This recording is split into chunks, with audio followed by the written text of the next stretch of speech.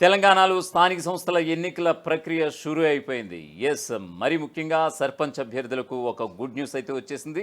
ఎందుకంటే గ్రామ పంచాయతీల్లో ఈ యొక్క ఓటర్ ముసాయిదాకు సంబంధించినటువంటి ఫైనల్ ఓటర్ లిస్ట్ అయితే ఇప్పుడు ఆల్రెడీ సెప్టెంబర్ 2న ఆయా పంచాయతీల్లో ఇప్పుడు దర్శనం ఇవ్వబోతోంది. వార్డుల వారీగా ఈ యొక్క ఫైనల్ ఓటర్ లిస్ట్ని ఇప్పుడు ప్రచురించేందుకు రాష్ట్ర ఎన్నికల సంఘం కూడా సమాయత్తమవుతున్నటువంటి పరిస్థితి. సో ఈ క్రమంలో already Telangana high court already Revanth సర్కార్కి గడువు విధించినటువంటి సంగతి మనకు తెలిసిందే. సెప్టెంబర్ 30లోగా మీరు ఖచ్చితంగా ఎన్నికలు నిర్వహించి తీరాల్సింది ఉన్నటువంటి నేపథ్యాన ఖచ్చితంగా మీరు ఎలా చేస్తారన్నటువంటి ప్రశ్న కూడా లేవనెత్తినటువంటి సందర్భాన ఇప్పుడు రేవంత్ సర్కార్ కూడా పంచాయతీ ఎన్నికలు నిర్వహించేందుకు సుముఖంగా ఉన్నట్లయితే తెలుస్తోంది.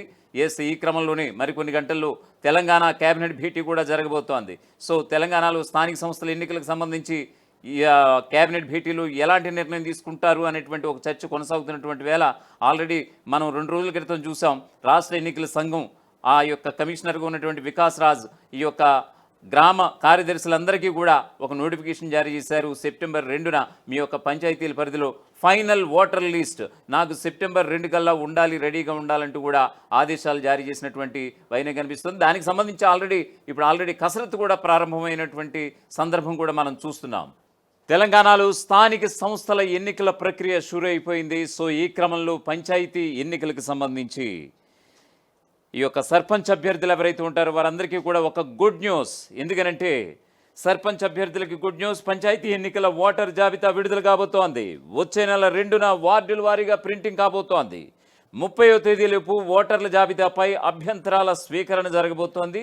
ఈ నెల 31న అభ్యంతరాలపై డిపిఓ పరిశీలన చేయబోతున్నారు. సెప్టెంబర్ 2న పోలింగ్ కేంద్రాల తుది జాబితా ప్రకటన విడుదల కాబోతోంది. కుటుంబ సభ్యులందరికీ ఒకే పోలింగ్ కేంద్రం కేటాయిస్తున్నారు. 600 మంది ఓటర్లకు ఒక పోలింగ్ కేంద్రం ఏర్పాటు చేయబోతున్నారు. కిలోమీటర్ దూరంలోపై పోలింగ్ కేంద్రం. అలాగే గ్రామాల్లో మొదలైనటువంటి పంచాయతీ ఎన్నికల వాతావరణం. మేజర్ గ్రామ పంచాయతీలు 25 లక్షల నుంచి 50 లక్షల ఖర్చు. చిన్న గ్రామ పంచాయతీల్లో 5 లక్షల నుంచి 10 లక్షల వరకు ఖర్చు. ఎంపీటీసీ జెడ్పీటీసీ కోసం 50 లక్షల ఖర్చుకు అభ్యర్థులు రెడీ చేసుకున్నట్లుగా తెలుస్తోంది. గ్రామ పంచాయతీ ఎన్నికల ఓటరు జాబితా ముసాయిదాను ఎన్నికల సంఘం అధికారులు ప్రకటించారు. ప్రతి గ్రామ పంచాయతీ సర్పంచ్ అలాగే వార్డుల వారీగా ఓటర్ జాబితాను విడుదల చేశారు. ముసాయిదా ఓటర్ జాబితాను గ్రామ పంచాయతీ కార్యాలయం, మండల ప్రజా పరిషత్ కార్యాలయంలో అందుబాటులో ఉంచారు. ముసాయిదా ఓటర్ జాబితా ఏదైతే గవర్నమెంట్ పొందుపరిచిందో ఆ వెబ్సైట్లో ఓటర్ జాబితా అందుబాటులో ఉంది. ఈ జాబితాను వార్డుల వారీగా రూపొందించారు. ఈ జాబితాపై ఎవరికైనా అభ్యంతరాలు ఉంటే ఈ నెల 30వ తేదీ వరకు తెలపవచ్చు. ఈ నెల 31న అభ్యంతరాలను డిపిఓ పరిశీలిస్తారు. సెప్టెంబర్ 2న తుది ఓటర్ జాబితాను గ్రామ పంచాయతీ వార్డుల వారీగా ప్రచురిస్తారు. ఓటర్ జాబితా పంచాయతీ ఎన్నికలకు పోలింగ్ కేంద్రాల నిర్ణయానికి జిల్లా మండల స్థాయిలో అన్ని రాజకీయ పార్టీల ప్రతినిధులతో సమావేశాన్ని నిర్వహిస్తారు. వారి అభిప్రాయాలు సూచనలు పరిగణలోకి తీసుకుంటారు. ఓటరు జాబితాతో పాటుగా సెప్టెంబర్ 2న పోలింగ్ కేంద్రాల తుది జాబితాను ప్రకటిస్తారు. ఇక గ్రామ పంచాయతీలకు సంబంధించి ఓట్ల తుది జాబితాను సెప్టెంబర్ 2న అన్ని జిల్లాల కలెక్టర్లు ప్రకటిస్తారు. ఈ జాబితా ప్రకటనతో పాటు పోలింగ్ కేంద్రాల లిస్టును కూడా ప్రకటిస్తారు. గ్రామ పంచాయతీ, మండల పరిషత్, జిల్లా పరిషత్ ఎన్నికలకు సంబంధించి ఓటర్ జాబితాను ప్రకటించడంతో పాటు కావాల్సినటువంటి ఏర్పాట్లను కూడా అధికారులు కూడా చేస్తున్నటువంటి పరిస్థితి. సుప్రీంకోర్టు ఆదేశాలకు అనుగుణంగా ఎన్నికలు సెప్టెంబర్ చివరిలోపు నిర్వహించాల్సి ఉండడంతో ఈ ఏర్పాట్లు అయితే చేస్తున్నారు. ప్రభుత్వం తీసుకునే నిర్ణయం ఆధారంగా స్థానిక సంస్థల ఎన్నికలకు సంబంధించినటువంటి అన్ని ఏర్పాట్లను అధికారులు చేస్తున్నటువంటి పరిస్థితి కనిపిస్తోంది.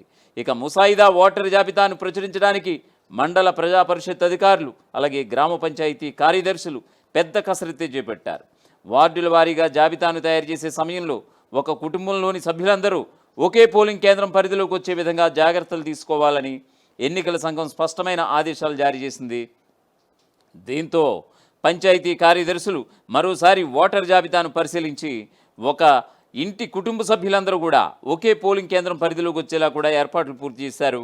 ఎన్నికల సంఘం ఆదేశాలకు అనుగుణంగా ప్రతి వార్డుకు కనీసం ఒక పోలింగ్ కేంద్రాన్ని ఏర్పాటు చేశారు. గరిష్టంగా 600 మంది ఓటర్లకు ఒక పోలింగ్ కేంద్రాన్ని ఏర్పాటు చేశారు.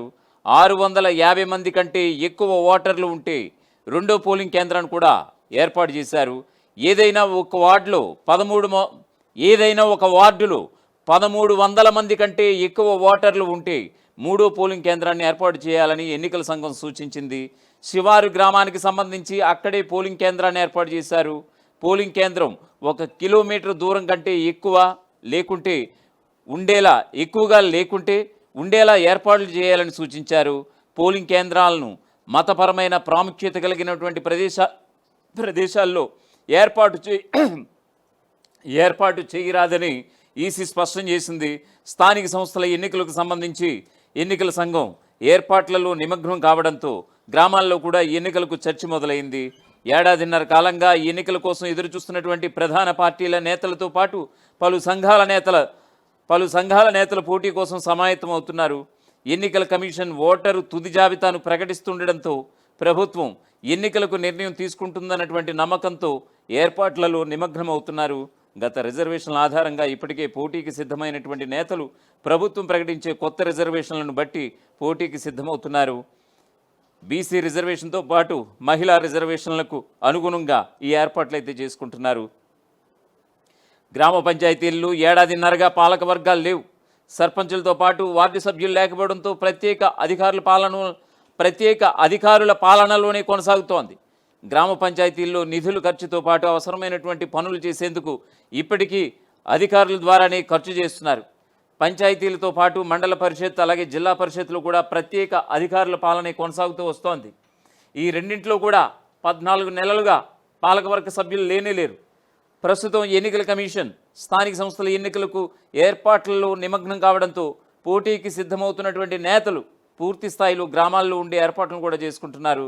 అధికార కాంగ్రెస్ పార్టీ నేతలతో పాటు బీఆర్ఎస్ బీజేపీ నుంచి కూడా ఎక్కువ మంది పోటీకి సిద్ధమవుతున్నారు. ఈ 3 పార్టీల నుంచే కాక ఇతర పార్టీల నుంచి కూడా పోటీ చేసేందుకు ఏర్పాట్లు కూడా చేసుకుంటున్నారు.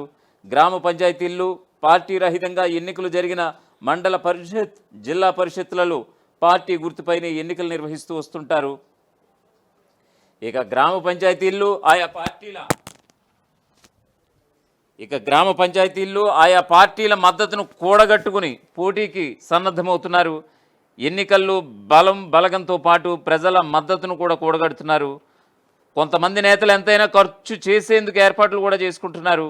మేజర్ గ్రామ పంచాయతీల పరిధిలో 25 లక్షల నుంచి 50 లక్షల వరకు ఖర్చు చేసేందుకు సిద్ధంగా ఉన్నారట. చిన్న పంచాయతీల్లో అయితే 5 నుంచి 10 లక్షల వరకు ఖర్చు చేసేందుకు ఏర్పాట్లు కూడా చేసుకుంటున్నట్లుగా తెలుస్తోంది. కొన్ని గ్రామాల పరిధిలో ఏకగ్రీవంగా సర్పంచులుగా ఎన్నికయ్యేందుకు కూడా పావులు కదుపుతున్నట్లుగా తెలుస్తోంది. రిజర్వేషన్లు ప్రకటించిన తరువాత గ్రామాలకు 20 నుంచి 30 లక్షల రూపాయలు ఏకగ్రీవం చేస్తే ఇచ్చేందుకు కూడా సిద్ధమవుతున్నారు. మండల పరిషత్ అలాగే జిల్లా పరిషత్లలో పోటీ చేసేందుకు 50 లక్షల నుంచి 1 కోటి వరకు ఖర్చు చేసేందుకు కూడా సిద్ధమవుతున్నారు. మరికొంతమంది ఎంపీపీ జెడ్పీ పీఠంపై నజర్ పెట్టినటువంటి నేతలు మాత్రం అంతకు మించి ఖర్చు చేసేందుకు ఏర్పాట్లు కూడా చేసుకుంటున్నారట. ప్రభుత్వం ఎన్నికలకు నిర్ణయం తీసుకుంటే గనక గ్రామాల్లో సెప్టెంబర్ మొదటి వారం నుంచి పంచాయతీ ఎన్నికల సందడి మొదలు కానుంది. అసలైన తొలి వెలుగు. ఫాలో వాట్సాప్ @తొలి వెలుగు official.